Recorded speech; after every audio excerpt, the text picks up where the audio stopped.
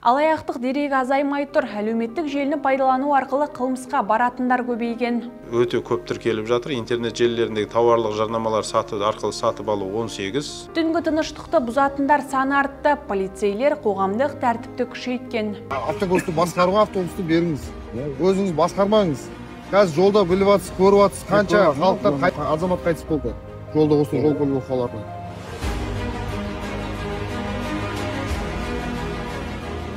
Ретсіз қойылған электросамокаттар айыптұраққа қойылады. Шенеуніктер тұрғындарды тазалық пен тәртіпке шақырды. Полиция қызметкерлері сіздерге маңызды ескертпе жасап отырып, назарларыңызды аударады. Соңғы уақытта электросамокаттармен басқа да жеке қозғалыс құралдары жауапсыздықпен әр жерге қалдырылып жүр. Бұл жолы шығарылымда қаладағы қылмыстық жағдайдың соңғы деректерімен бөлісеміз, арна қосулы болсын. Армысыз көрермен, бұл арнайы шығарылым, студияда мен Гүлнұр Еркінқызы. Бұл жолы шығарылымда қаладағы қылмыстық жағдайдың соңғы деректерімен бөлісеміз, арна қосулы болсын. Қаладағы қоғамдық қауіпсіздік мәселелері басты назарда. Қала әкімінің орынбасары Сәрсен Құранбек кезекті брифингте дәстүрлі түрде құқық бұзушылықтар мен қылмыс деңгейіне қатысты соңғы деректерді жариялады. Соңғы уақытта түнгі мезгілде тұрғындардың тыныштығын бұзып, түрлі жарылғыш заттарды қолдану фактілері жиілеген. Бұл ретте полиция департаментінің қызметкерлері күнделікті рейдтік шаралар өткізіп, заңсыз әрекеттердің алдын алуға күш салып жатыр екен. Өздеріңіз білесіздер, мынау соңғы уақытта өте көп атылады. Түнгі уақытта адамдардың, тұрғындардың ұйқысын бұзып, тыныштығын бұзып, мынау салют қолдану арқылы тыныштықты бұзу өте көп болып жатыр. Жалпы осы қоғамдық тәртіп пен қауіпсіздікті қамтамасыз ету мақсатында полиция департаменті тарапынан бұл жайттың алдын алу мақсатында тұрақты түрде рейдтік шаралар жүргізіліп жатыр.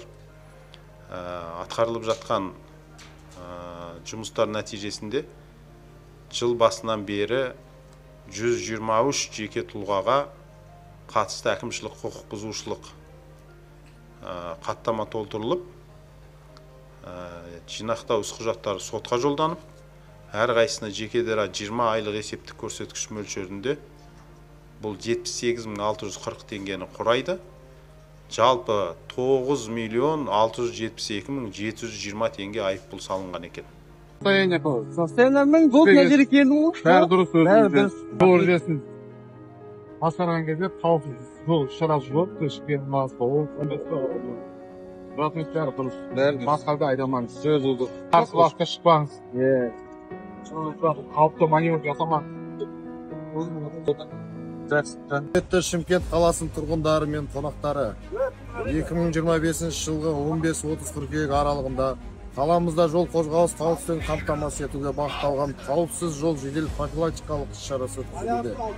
Аталған іс-шараның негізгі мақсаты жол көлік оқиғаларын алдын алу, көлік жүргізушілері мен жаяу жүргіншілердің арасында құқықтық мәдениеттің арттыру, сондай-ақ жол қозғалыс ережелерін қатаң сақтау арқылы әрбір азаматтың өмірі мен денсаулығына қорғау.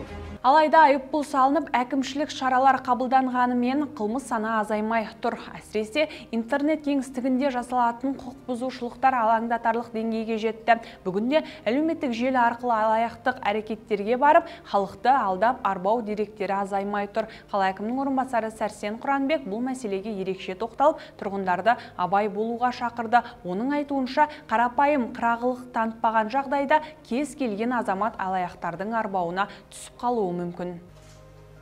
Одан бөлек жеке тұлғалардың қалыпты демалысы мен тыныштығын бұзу фактілері бойынша 4675 тұлғаға мынау әкімшілік құқық бұзушылық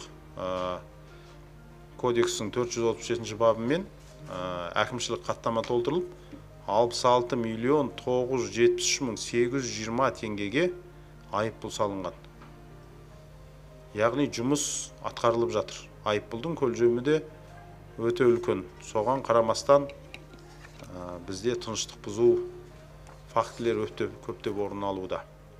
Жалпы пиротехникалық бұйымдар лицензиясы бар және толық қауіпсіздік шаралары қамтамасыз етілген арнайы орындарда сатылуы керек.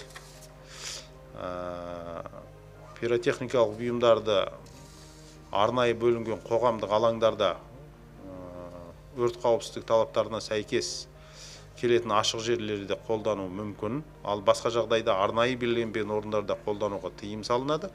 Сондай-ақ түнгі 22:00-ден кейін тыныштық бұзуға рұқсат жоқ. Бұл да 23:00-ден кейін.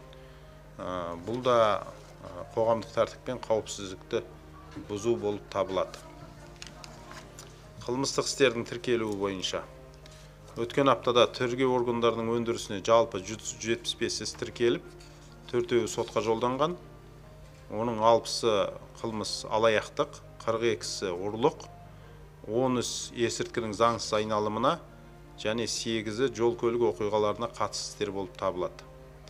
Алаяқтық қылмыстардың 38-і, яғни көпшілігі интернет алаяқтық болып табылады.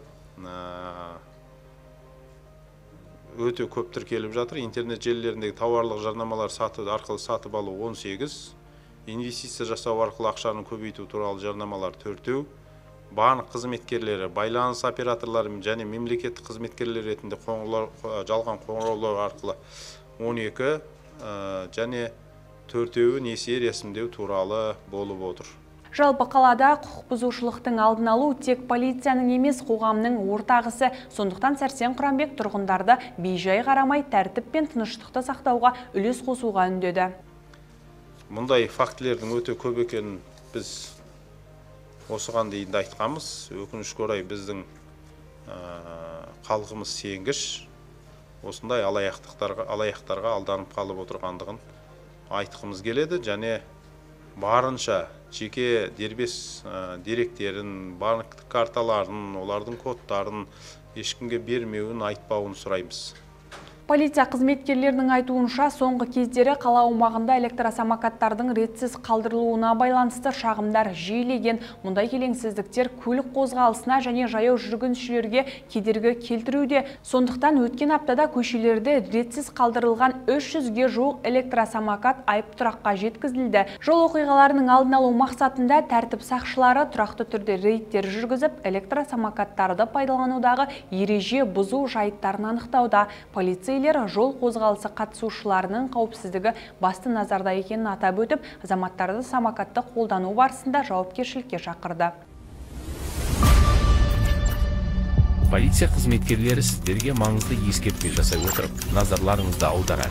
Соңғы уақытта электросамокаттар мен басқа да жеке қозғалыс құралдары жауапсыздықпен әр жерге қалдырылып жүр. Мұндай әрекеттер жаяу жүргіншілер мен көлік қозғалысына кедергі келтіріп, қоғамдық тәртіптің бұзылуына себеп болуы мүмкін. Осыған байланысты полиция қызметкерлері ретсіз қалдырылған самокаттарды эвакуациялауға мәжбүр болады.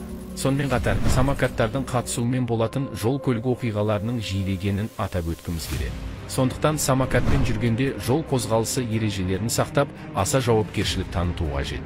Өміріңіздің және айналадағы адамдардың қауіпсіздігі өз қолыңызда. Өз өміріңізге де, өзгенің өміріне де қауіп төндірмеңіз.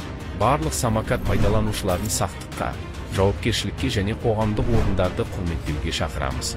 Тек осылай ғана біз көшелерімізді баршамызға қауіпсіз ете аламыз. Түсіністікпен қарап, ынтымақтастық білдіргендеріңіз үшін алғыс айтамыз.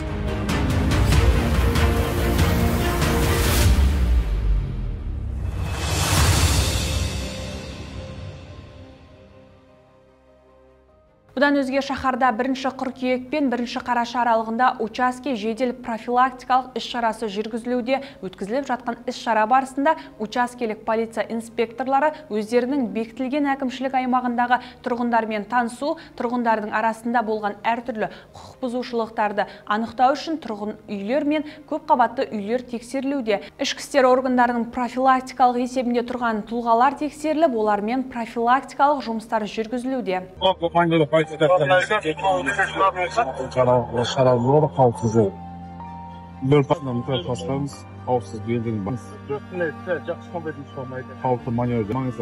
Сондай-ақ шымкенттік полицейлер заңдағы жаңа норма туралы түсіндіруді қолға алған. 12 шілдеден бастап қоғамдық орындарда адамның түр сипатын тануға кедергі келтіретін киімдерге тыйым салатын заңнама нормасы күшіне енген еді. Полиция бұл өзгерістер жөнінде тұрғындарға түсіндіру жұмыстарын жүргізуде. Шектеу адамның бет-жүзін толықтай жауып тұратын киімдерге, мысалы никап пен бетпердеге қатысты, ал хиджаб, химар, шейла сияқты бет ашық қалатын киімдерге бұл талап жүрмейді.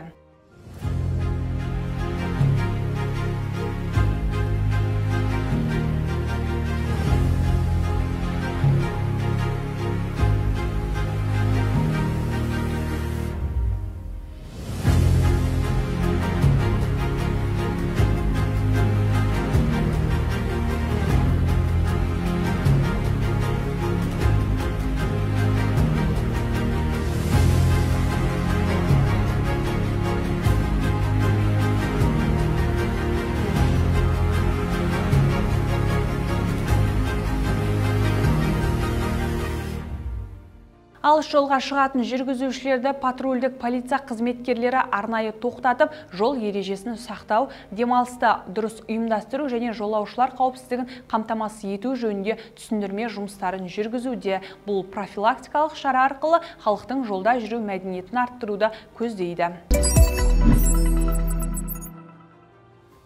Қадірлі көрермен, осымен бізге берілген уақыт аяқталды. Келесі кездескенше аман сау болыңыздар.